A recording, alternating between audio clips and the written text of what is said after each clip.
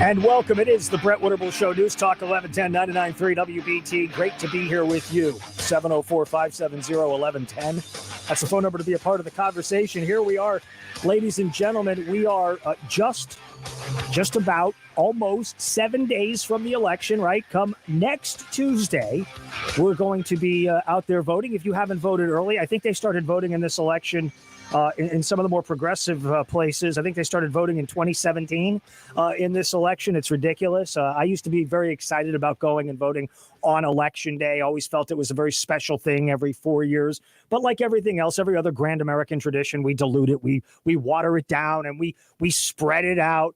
Once upon a time, the holiday season, the Christmas season started Thanksgiving, the day after Thanksgiving, and went till just after New Year's to Epiphany. And now, of course, the holiday season runs from Halloween all the way to the Super Bowl.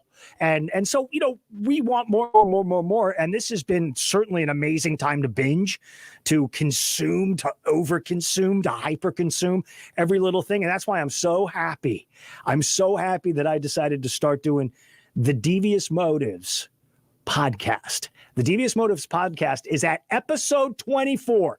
We've done them 24 straight days in a row. Today's is blockbuster. I got access to somebody that I know you want to get access to. And it's not one of these 3-4 minute segments on the Fox News channel or Newsmax. They're great outlets. I love Newsmax. You know that. This was an extensive conversation with Rudy Giuliani about the laptop, about the elements within that laptop, about the pay for play with China and Russian money and Hunter and Joe and how far does this go?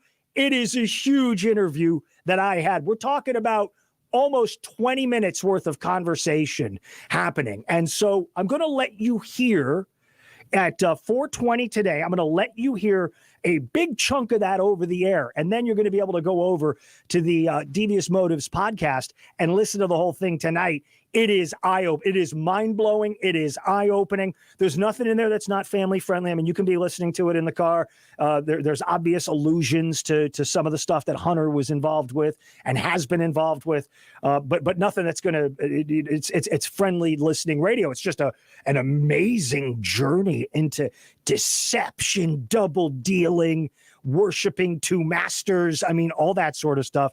It is a frightening deal, but here we are. I'm watching President Trump in Lidditz, Pennsylvania right now. Happens to be the second rally he's doing today. He's doing 3. He's done 2 in Pennsylvania. Allentown was the first rally done earlier today. Today it's in Lidditz, Pennsylvania. Yesterday, or was it Saturday, he was in Circleville, Ohio. And you want to talk about an A-B comparison about something here? It was incredible because in Circleville, Ohio, he had nuns behind him. He had nuns in their habits standing behind him wearing masks, not MAGA masks. They obviously operate in a different sort of a realm. But they were behind him and they were supporting him and they were praying and they were smiling. They weren't like clapping and cheering and dancing around, but that's, of course, you wouldn't expect that from the sisters. Well, now in Lidditz, Pennsylvania, if you look at the shot to his right, so if you're looking from the stage, it's to his left, but from his right, he has Mennonites behind him. He's got folks that the conventional folks that say, oh, there's the Amish people standing there behind him. They're behind him. He is attracting all kinds of crowds. And while that is happening, what is going on? Vice President Biden is wrapped in bubble wrap, an electric blanket, duct tape, and he's probably got a stuffed animal with him, keeping him company as he sips his International House of Coffee as he tries to figure out what they're going to do next. I know there's people who are going to say, Brett, come on, that's not nice. That's not fair. The man was out campaigning all weekend, attracting dozens of people to these rallies, including one with John Bon Jovi. John Bon Jovi came out, 16 people were watching, 14 in a car. Not in a car, but in multiple cars parked out in the lot. And John Bon Jovi was talking about there's no red America, there's no blue America, there's just the United States of America. And Joe Biden is the guy to help bring us all together. One problem. There are 2 competing visions of the direction of this country happening right now in America. There are 2 competing visions. They both cannot exist at the same time. One vision offers results. One vision offers shutdowns, close downs, and lockdowns. You have to decide how you want to go with this. You have to decide the way you want to go. Well, former Vice President Biden and Senator Harris and Senator Klobuchar and Senator Schumer and the rest of the Democrat senators were saying we cannot even do a confirmation hearing for a Supreme Court justice because of the COVID. We can't do that. We can't get together and do hearings. We can't pull this off. We have to shut it down. We have to put a lid on it until after the election.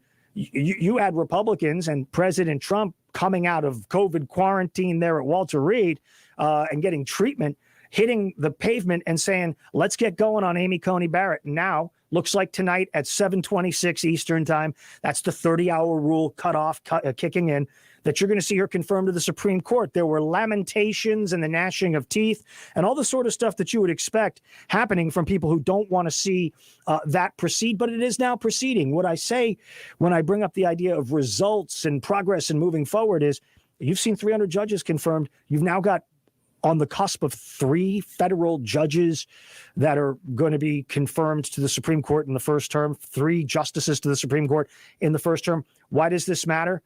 Well, because the alternative is court packing. We just bring in more water into the swimming pool. We just pour in more judges, more electoral votes, more states to create a permanent minority as it relates to the Republican Party because we can't beat them in the arena of ideas. Lockdowns and shutdowns are necessary in some circumstances, but not for everybody in the United States of America. Your thoughts straight ahead, 704-570-1110, 704-570-1110. I'm Brett Winterble, News Talk 1110, 99.3 WBT. Boomer Von Cannon. How those roads looking today, Boomer? Hey, thank you, Brett. Good afternoon. We have an incident near Uptown. This is on the ramp from westbound Brookshire Freeway to northbound 77.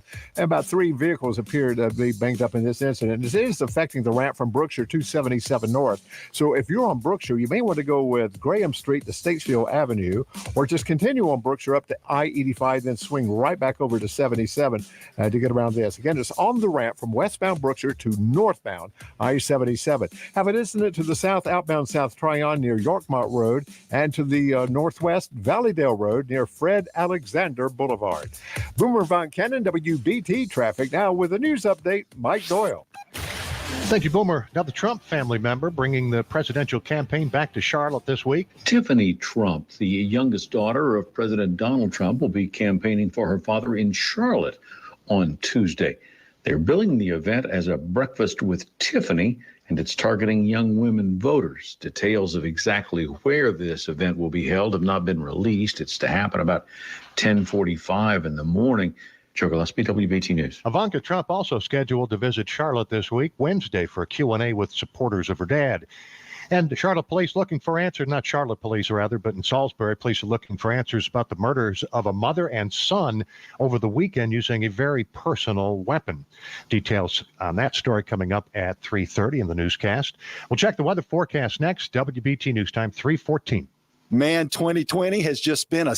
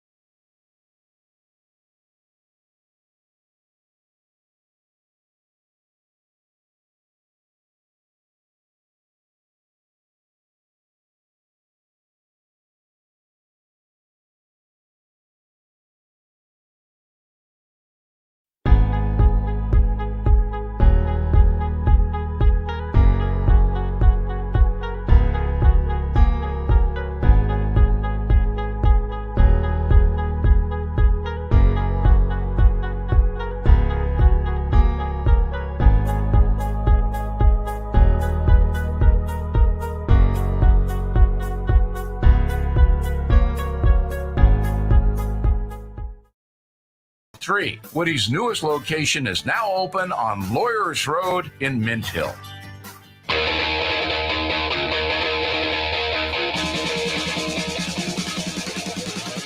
By request, Lemmy, Motorhead, Ace of Spades. Who's going to draw that Ace of Spades? 704-570-1110. Let's go to Chris first up on the show. Chris, welcome to the program. What's on your mind today? Hey, Mr. Winterble. Hey. Yeah, you're talking about court packing and adding new states. Well, number one, adding new states, if I remember correctly in studying U.S. history, number one, the states that would want to be admitted, they have to vote on it. Right. Then it goes to Congress. Then it has to be filtered down to the individual state, which will be a 2/3 majority, which mathematically would be 34. And I don't think they can pull that off. Well, as far as packing the court, they would have to control both levers of Congress, which is the House of Representatives, which to me is it gets me upset when they call a congressman a congressman. He's a representative. Right.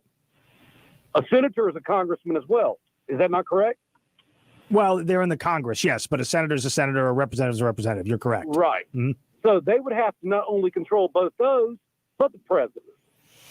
Well, that's what they're banking on. The Democrats could pull anything like this off. Yeah, well, look, they're banking on taking the House and the Senate and the president. I mean, that's the only way you get the court packing. And in terms of admitting the states, the state, air quotes, that would be most likely to be admitted first would, of course, be Washington, D.C., right?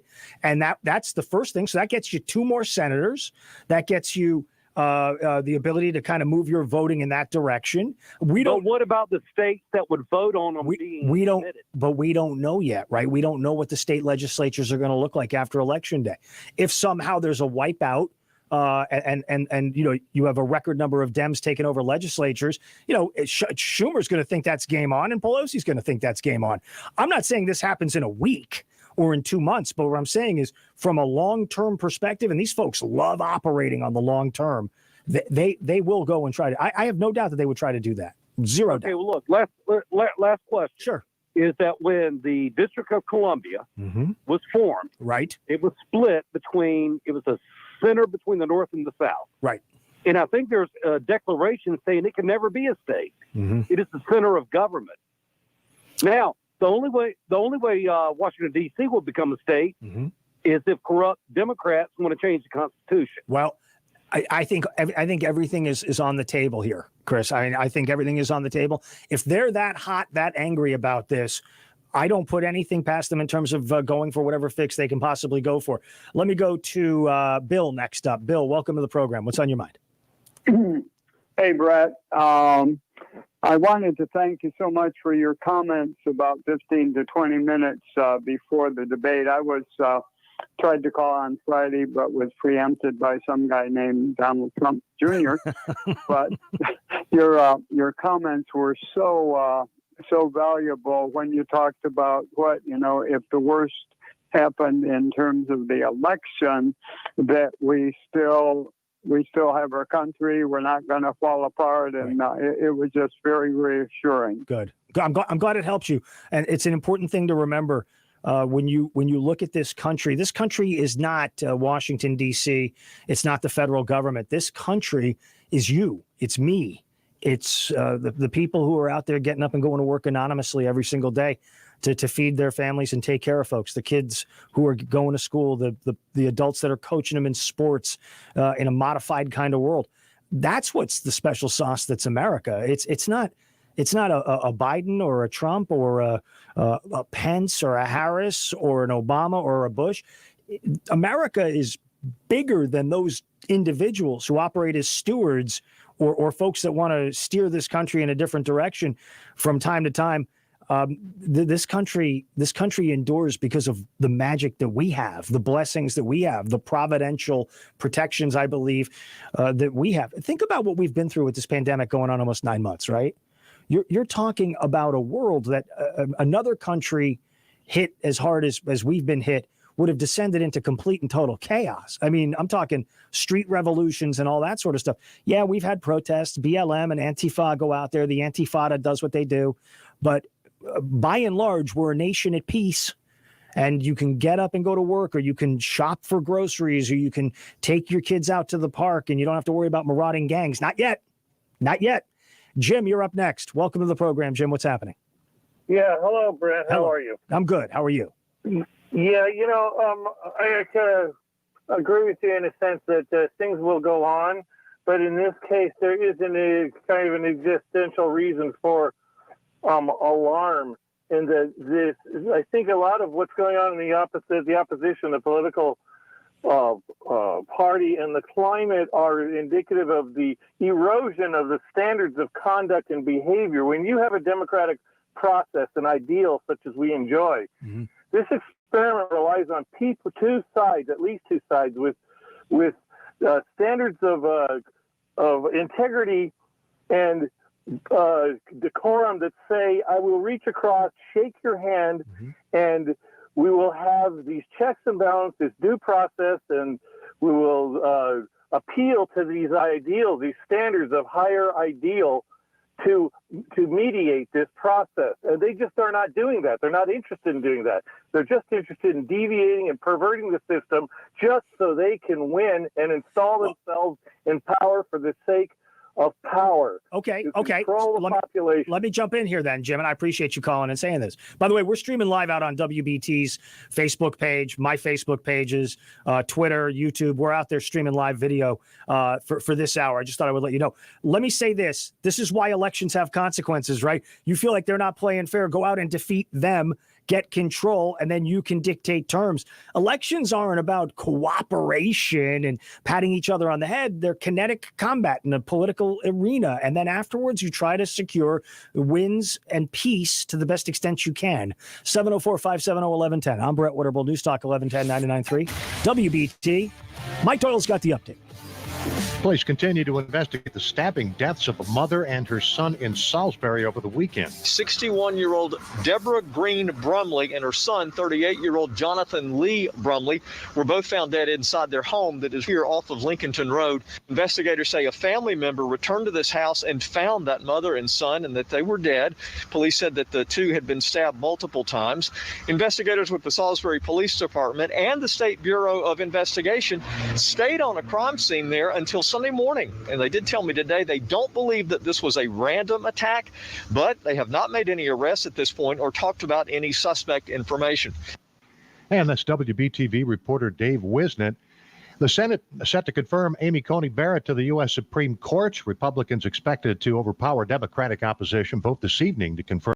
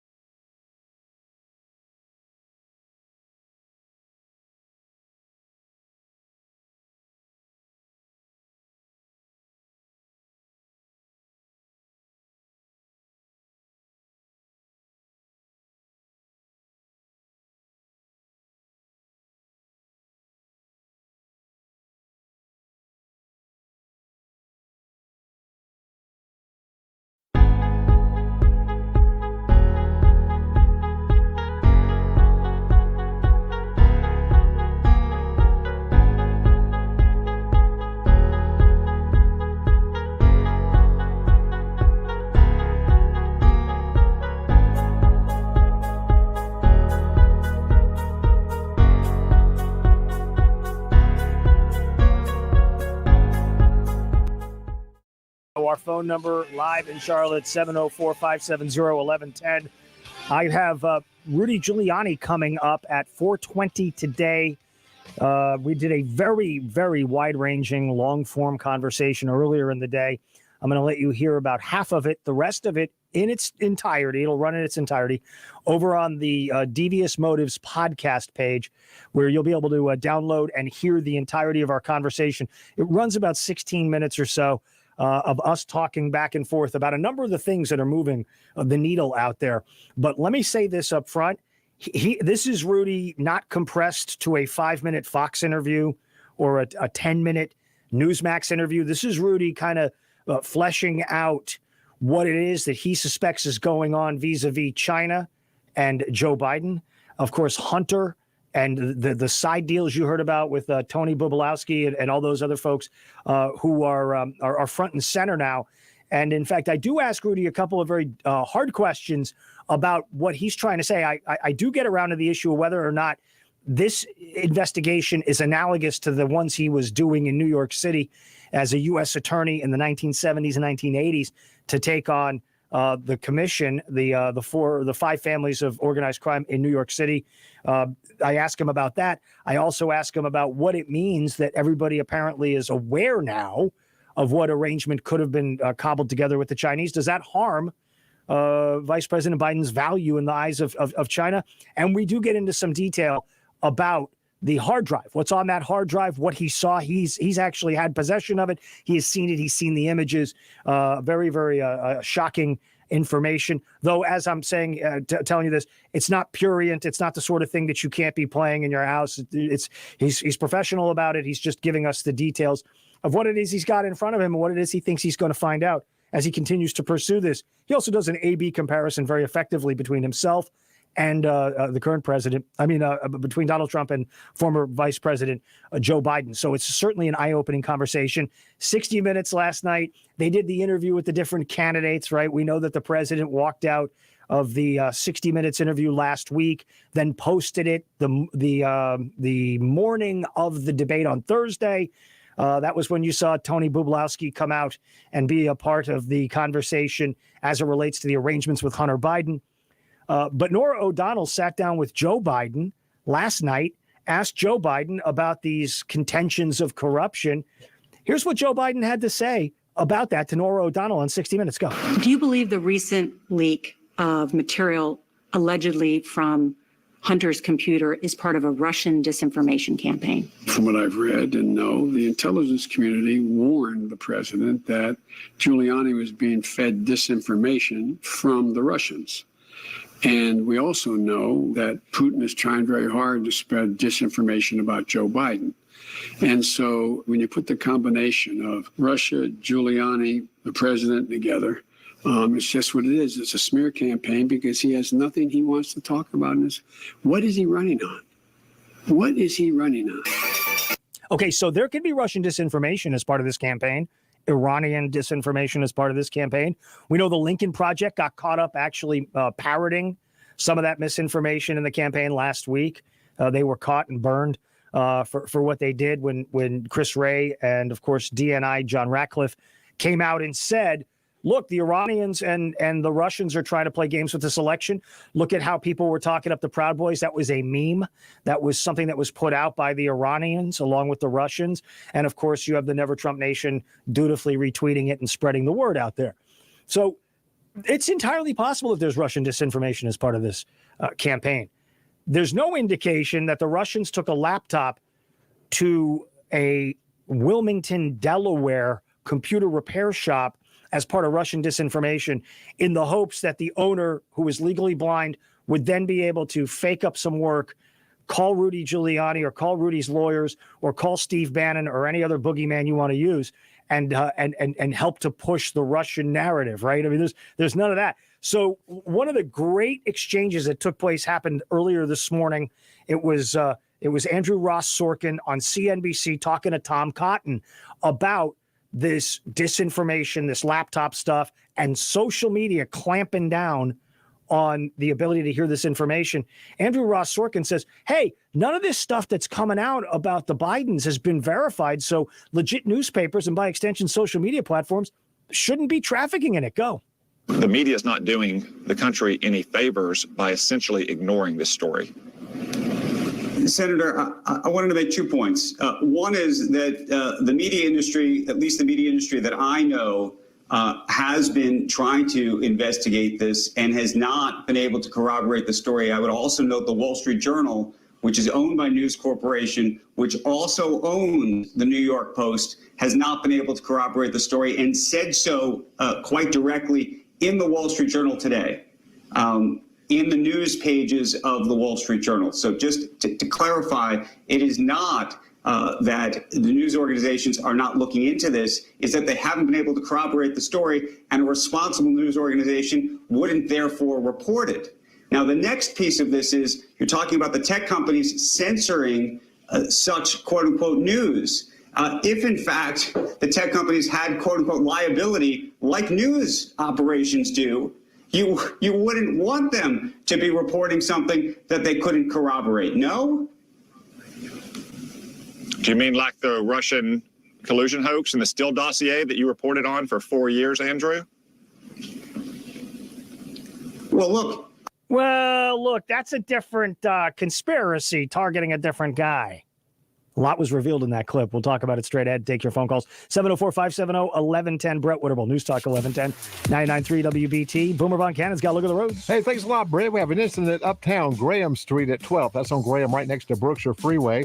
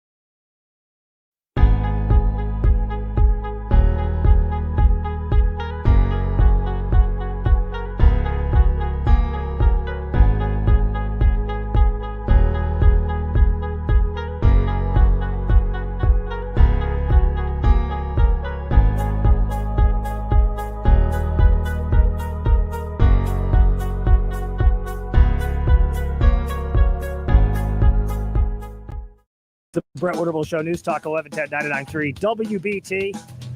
The panic is setting in. The freaking out is taking place like you wouldn't believe.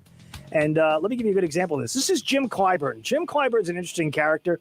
He is a very senior member of the leadership in the Democratic Party.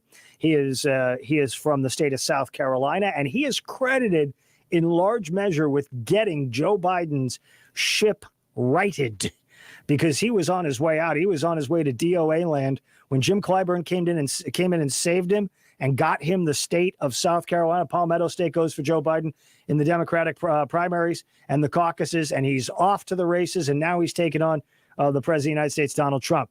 So Jim Clyburn's talking to Ali Velshi on MSNBC, and he is convinced that this Supreme Court that we have happening now with Amy Coney Barrett, it's going to be heading back to segregation. Really. Listen. Well, Albert, I've studied history all of my life. I used to teach history. I still consult with history on a day-to-day basis. And I know trends when I see them. And I know that when I was coming along back in 1954, we had a 9-0 Supreme Court decision against segregation, against second-class citizenship, in favor of those of us who suffered that history. Today, we have seen the court go now, after next week, it's going to be 6-3 against that kind of interest. We just had a Supreme Court 5-3 decision allowing Alabama to discriminate against people who are invalids, people who want to come to the polls and do curbside voting, as we have been doing forever. So Alabama said, we aren't going to have curbside voting. So what kind of insensitivity is that? So when you see that kind of a trend, that's what I think allows me to say what I did. And I feel that very strongly. You go back through history, it's all there. The Emancipation Proclamation, all the way back to that. We thought that things were going well after the Emancipation Proclamation. And we went into that period of time that we call the Reconstruction era. And then all of a sudden, the courts started making decisions. Starting in 1872, the Supreme Court started this ball rolling, and then Plessy versus Ferguson. Okay, so Plessy versus Ferguson, right? A terrible decision in 1872. Got it. I understand. But the Supreme Court fixed that, right? It was repaired by the Supreme Court. And something that Amy Coney Barrett said last week during her confirmation hearings that I thought was fascinating, when she said, look, there are some things that are super precedents. There is an incredibly great unlikelihood that anybody would try to reinstitute segregation so that then segregation would be revisited at the federal courts, would move its way up to the Supreme Court, and that the Supreme Court might rule to keep segregation into place. You would have such an absurd number of events that would have to happen. You'd have to have a city or a state decide we're reinstituting segregation. And then you'd have to have that challenged in the lower courts. You'd have to have it move its way up through the circuit, through the appellate, and then up to the Supreme Court, where they would have to take that case, and then they would have to say, you know what, we've been rethinking this whole segregation thing. We think they got it wrong in Brown versus Board of Education in 1954.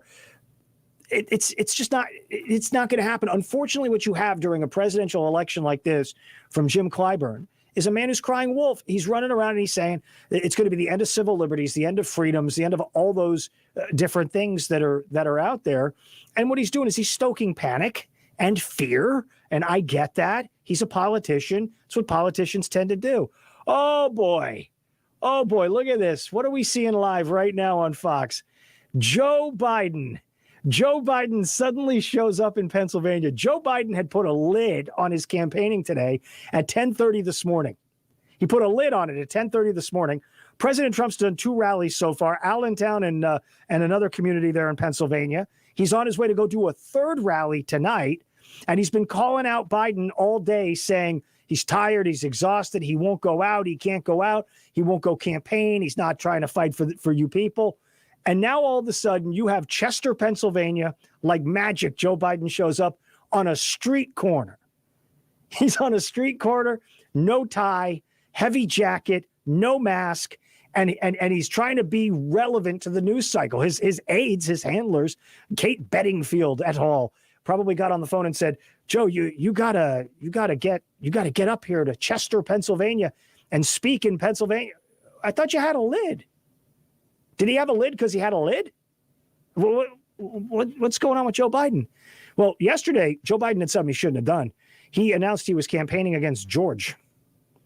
Joe Biden and Jill Biden are doing a press availability. It may have been with Norah O'Donnell. And he's talking to the fact that, well, I got to stop George from getting elected. George has to be stopped. He meant Trump, but he's talking about George Bush. And it was an incredibly off-putting thing. Have you, we got this one here. Let me see here. I am going to find this while I'm simultaneously talking. So he's worried about George, something about George, the dangers of George. He's running against George. And he says essentially, George is going to get another 4 years, and we can't handle another 4 years of George. And it's an incredible impediment to the direction of the country. It's Joe Biden can't have 4 more years of George. Is the way it's slugged. See, I'm doing real-time radio, real time. It's okay. It's all good. And so he doesn't even know who he's running against. And what's sad about this clip is he's sitting there and he's got Jill Biden next to him and she doesn't even sharp elbow him in the ribs. Go. What kind of country we're going to be? 4 more years of George. George who? George, he's going to find ourselves in a position where if Trump gets elected, we're going to be in a different world. We will be in a different world if Trump gets reelected. I don't know what kind of a world we'll be in if George gets elected. Wasn't George an invisible character in a book once upon a time? By the way, he's Biden is standing in Chester, Pennsylvania on a street corner telling people they have to wear masks. I think we know that. I think we know you should wear a mask and socially distance. I have my mask right here so that if I ever come into close proximity or contact with Joe Biden, I put my mask on. If I'm near anybody, I put my mask on. It's just the right thing to do. I'm Brett Winterble, News Talk 1110 99.3 WBT. From the QC Kinetic Studio, non-surgical solutions for chronic pain. QCkinetics.com.